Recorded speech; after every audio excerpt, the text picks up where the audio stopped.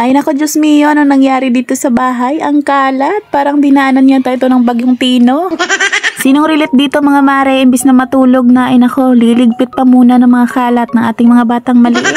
Ito nga ang ganap ngayong gabi mga mare, ililigpit muna ako ng kalat bago matulog. Ito nga ang araw-araw na routine ko mga mare, araw-gabi ko nga itong ginagawa. Pag meron ka talagang batang maliit, nako relate na relate ka dito. Kahit anong ligpit mo ng laruan, maya-maya andyan na naman ang kalat. Pagkatapos ko nga magligpit ng mga box mga mare, ito nga ay magliligpit na naman ako ng mga toys ng aming batang maliit. Ayaw niya pa nga dyan ipaligpit mga mare dahil gusto niya pa daw maglaro. Ay sabi ko nga gabi na at matutulog na kami. Kailangan talaga ligpitin yan bago matulog. At ayan na nga dahil good boy nga mga mare, itong ay tinulungan ako sa pagliligpit ng kanyang mga toys. Sabi pa nga sa akin ng batang maliit mga mare, siya na lang daw magliligpit ng kanyang toys. Sabi ko naman sa kanya, hindi pwede na siya lang magligpit dahil gabi na. Tutulungan ko na lang siya para mabilis matapos. Dahil pagkatapos nga namin magliligpit dito, ay maglilinis pa nga ako dito sa may sala.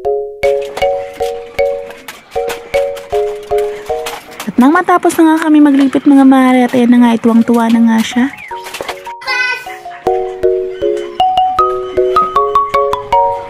Pagkatapos ko nga mailagay yung kanyang mga laruan dun sa may gilid, at ayan na nga, nagwawalis-walis na nga ako dito. Doon nga kami ngayon sa kwarto matutulog mga mare, at dito sa sala ililinisan ko muna bago kami matulog. Para bukas pagkagising namin ay walang mga kalat-kalat dito at malinis. Pagkatapos ko nga magwalis mga mare, at ayan na nga, magbabacuum na nga ako dito para matanggal talaga yung mga alikabok dito sa may sala.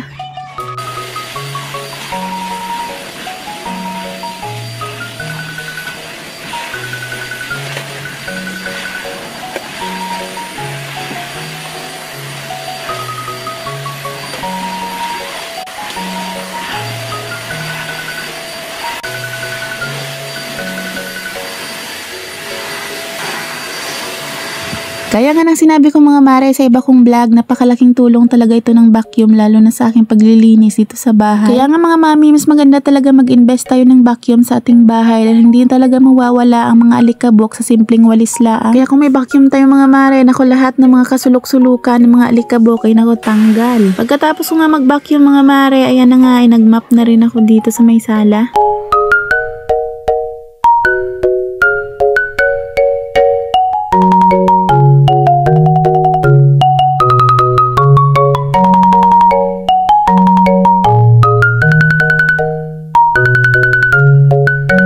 Pagkatapos ko nga mag-mop mga mare, ito na nga ang after. Malinis na at makintab na kumpara kanina na sobrang kalat na parang dinaanan ni bagyong Tino. Pagkatapos ko nga maglinis mga mare, ito na nga ipinatay ko na nga dito ang TV at mga ilaw at kami matutulog na. At ito lang muna kaganapan ngayong gabi mga mare at kami matutulog na. See you on my next vlog. Good night. Bye!